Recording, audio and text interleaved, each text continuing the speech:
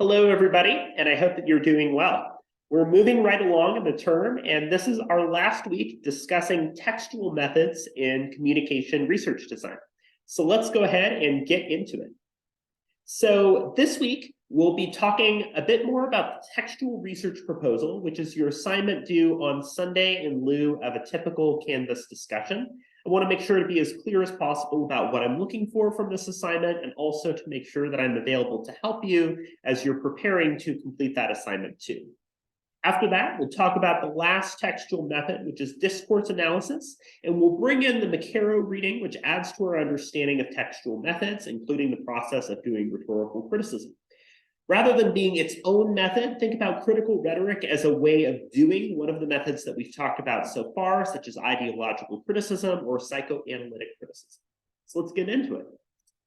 First, I want to just touch base about the textual research proposal, right? So in this course, you will be developing 3 different proposals, one that's textual, one that's qualitative, and one that's quantitative. In other words, this is kind of the setup or launching pad to do a project in communication research, right? So rather than actually doing a study, this is suggesting how you might go about doing a study and setting it all up. That way, at the end of the term, you can choose one of the 3 proposals and really develop it into a larger project.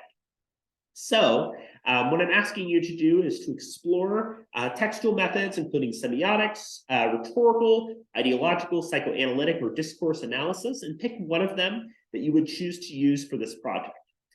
So at about 1,250 words or more, what I'm asking you to do is to have an introduction.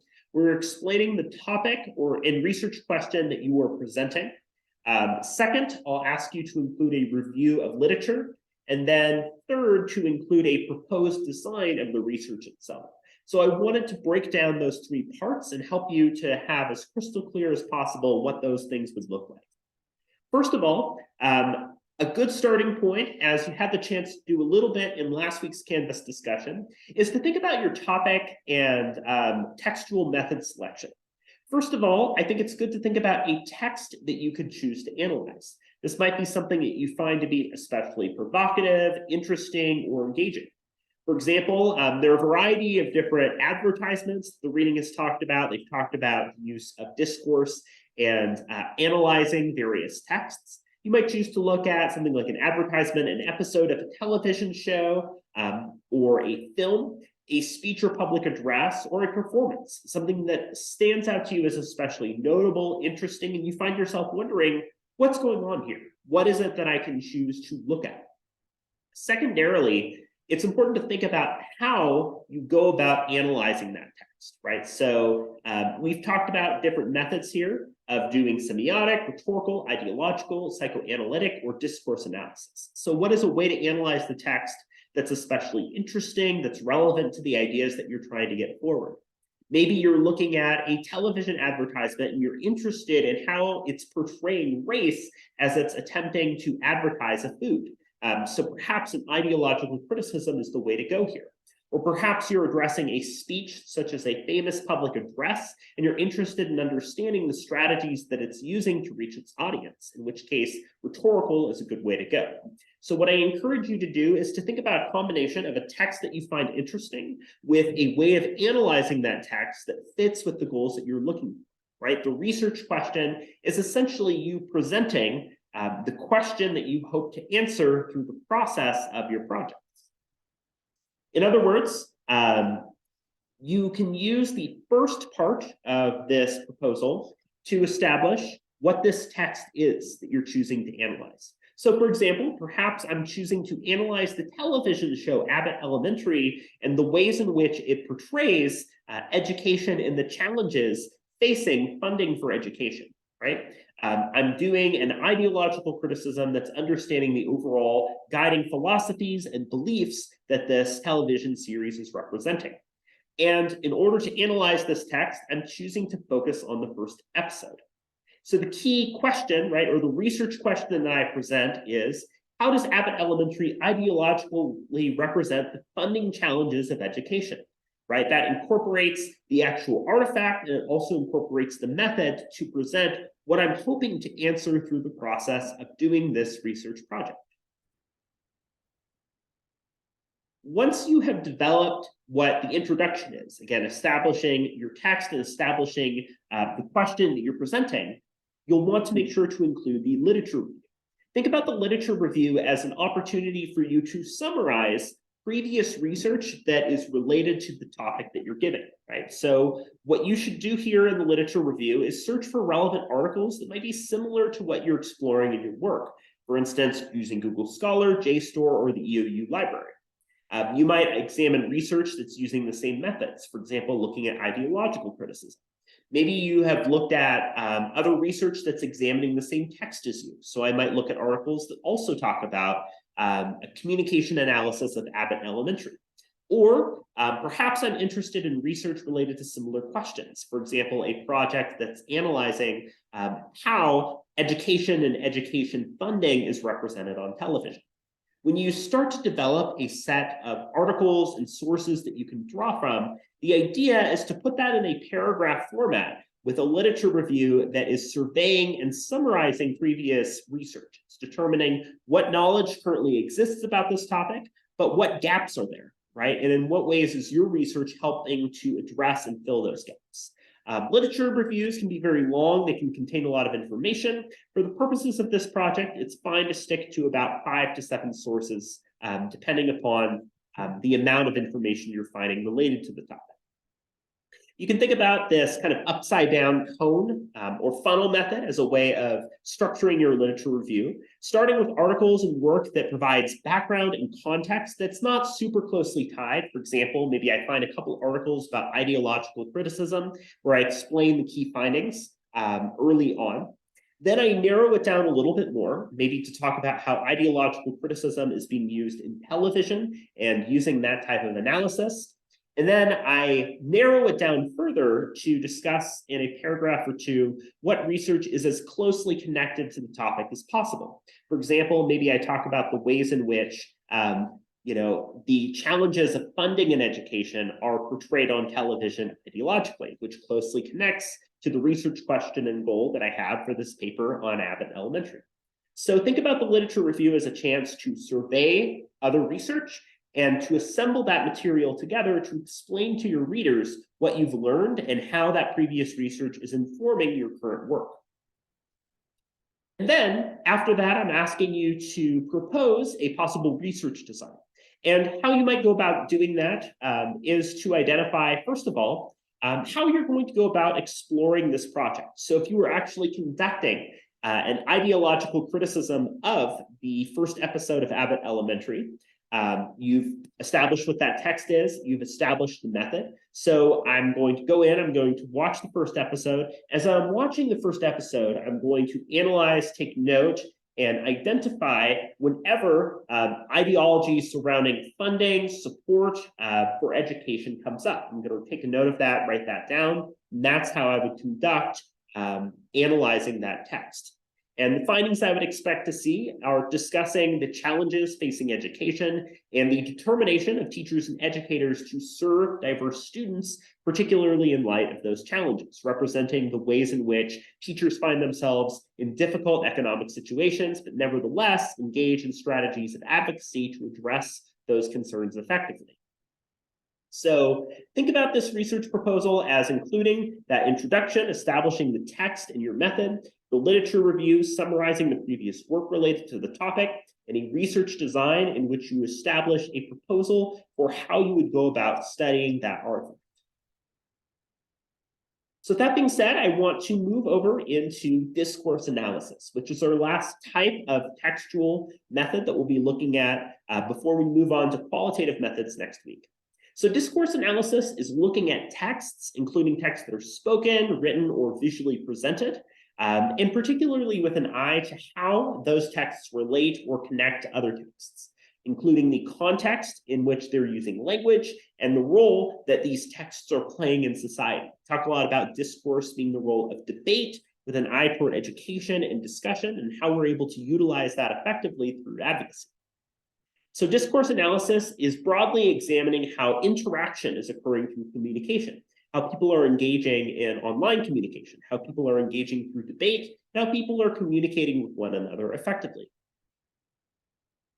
So the focus of discourse analysis is about the language that's being used in a text, again, such as examining an episode of a show, the beliefs and interactions that are happening, right? What's one thing that really separates discourse analysis from other methods is that it's focusing on those interactional elements. So a text might be something like an interview, such as a debate. You might look at the classic Foucault-Chomsky debate and the sort of philosophical questions that that raises as an example of doing discourse analysis. In other words, what styles of communication do we adopt for the intended audience? How do we engage in discourse knowing the audience and people that we're attempting to reach through our communication? There's also what's known as critical discourse analysis, right? So we've heard the term critical come up, and critical discourse analysis is examining the language that powerful groups and societies are using to dominate others and the strategies of resistance that subjugating groups are using in order to speak out against that domination. So another thing to consider here is the idea that discourse analysis is multimodal, including critical discourse analysis. In other words, by multimodal will mean that the discourse that we're choosing to analyze is not just a single format or a single text. For example, something can be both visual, it can be performed, it can also be written, it can be spoken. So sometimes it involves a combination of elements. If you see a live performance, a concert, right, it's not just the music, it's how that music is presented. It's the use of visuals, it's the use of those other elements that come together and make the whole project. So I wanted to share one example of how we might go about a critical discourse analysis by looking at the work of Julie Cosenza, a scholar and practicer in disability studies, and the work that she does in the project SLOW. So Cosenza is dyslexic, and she's speaking to the experiences of people with dyslexia and the challenges that they might face in doing something like a standardized test. And we can do a critical discourse analysis where we're not just looking at the text, or not just looking at her movement, but we're looking at the multimodal component and how those two elements are interacting with one another in order to communicate an overall message.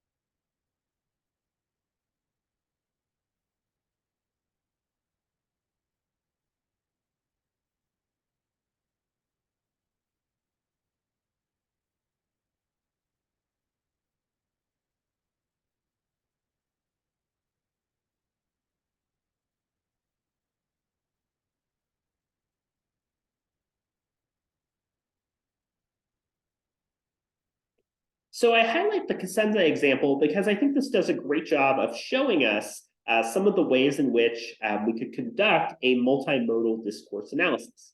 Right? If we're looking at this text and we're looking at the ways in which this text is communicating, we see a variety of things. First of all, we see the text on the screen, right, that's saying you have 30 minutes or 30 seconds to answer this question. Are you not trying? Hurry up, right? And that's juxtaposed with the slow movement of Cosenza through interpretive dance and performance, highlighting for us the discrepancy between the speed at which she's able to read and comprehend material with the speed at which that material is presented and demanded of her. In this way, we can see this disconnect between the demands that society places on her and the accessibility of her own body and resources in responding to those challenges. So by doing discourse analysis in a multimodal way, we're looking at the combination of the physical performance with the text that's on screen and understanding how those things operate together. Secondarily, the other reading that I'm asking you to look at for this week is Mackaro's work in critical rhetoric. So Maccaro is seen as the pioneer of developing critical rhetoric as a means of conducting textual criticism, which, as we've discussed, is concerned with examining ideology, right? The ways in which discourse is occurring in ways that represent and support power. It's about how we understand criticizing domination and subjugation that faces individuals, and of the idea of freedom. Freedom for whom? Freedom in what capacity? And how discourse has created structures of power and relationships. Again, we could put this to Abbott Elementary and the depiction of the challenges facing funding of schools, particularly funding for schools that primarily serve students of color. So drawing from Michel Foucault, who is very concerned with understanding discourse, ideology, and power, they suggest that we as critics should actively question and engage the underlying beliefs. In other words, rather than understanding that rhetoric is about truth and understanding what the truth is, we have to instead understand the beliefs that are happening in the discourse. What are the assumptions, the ideas, the goals, and the starting places that the texts we're analyzing are assuming of our audience? So critical rhetoric, right? It's looking at domination and freedom. It's trying to understand how we can demystify oppression, right? The idea that if we understand how oppositional groups are using communication to silence perspectives and voices, we can bring to light those challenges. Again, as Cosenza did, highlighting the issues that things like standardized testing can have for people who are dyslexic. And critical rhetoric is trying to uncover the power and knowledge in society, being the idea of praxis, the idea of taking this critical theory and putting it in action through the process of studying and making sense of material. Macario lays out a variety of different assumptions or principles of critical rhetoric. It's a practice. Critical rhetoric is a doing of us understanding, reflecting, and engaging with the overall beliefs and ideas of a text. The discourse of power is material. That is, power has impact. It leads to disparities and inequalities in how we relate to one another in society. Rhetoric is about doxa, or the beliefs that members of populations and groups have. What are the overall ideas that media is presenting as text? Naming is crucial here. Our ability to speak to and identify what power is occurring and in what ways is crucial. Influence is not causality. Just because two things are connected in space and time does not mean that something causes another thing, right? For instance, there's a lot of work in media effects theory that's trying to understand how portrayals in media might change our understanding of real life issues, and a lot of contention, right? Absence and presence are important. For instance, if you are looking at a brochure that's highlighting the experiences at a university, and you notice in the brochure that there are no women or people of color in that brochure, that absence is important. It says a lot about that circulation of that material. We also have to consider fragments, right? The idea that we can interpret things in multiple ways, looking at the different pieces and components that come together. Again, in Cosenza, there are a lot of these different highlighted components that are present, saying that you have 30 minutes, you have 30 seconds, this is timed, hurry up, right? That are coming together to convey an overall meaning of feeling rushed, of feeling unable to meet the demands that society has placed on us. And the idea of doing criticism is its own kind of performance. We're engaging in the process and we're participating in the discourse as we're conducting research and work. So critical rhetoric is a way of making sense of the process of doing criticism. It can be useful in a variety of different orientations of textual methods. And I wanted to present it to help us better understand how we can utilize the critical approach when evaluating a text. So to wrap up, prepare for completing your textual research proposal. Again, I'm happy to look over rough drafts or outlines. Just try to get those to me by Friday if you can. We talked about discourse analysis, which means engaging with texts toward a greater understanding of the material and beliefs that those texts convey. And we discussed critical rhetoric as a way of engaging in that format of overall textual analysis. Next week, we will move over to qualitative methods, including the look at interviews and how we can use qualitative methods to conduct communication research. Have a great rest of your week, and I look forward to continuing our discussion in next week's video.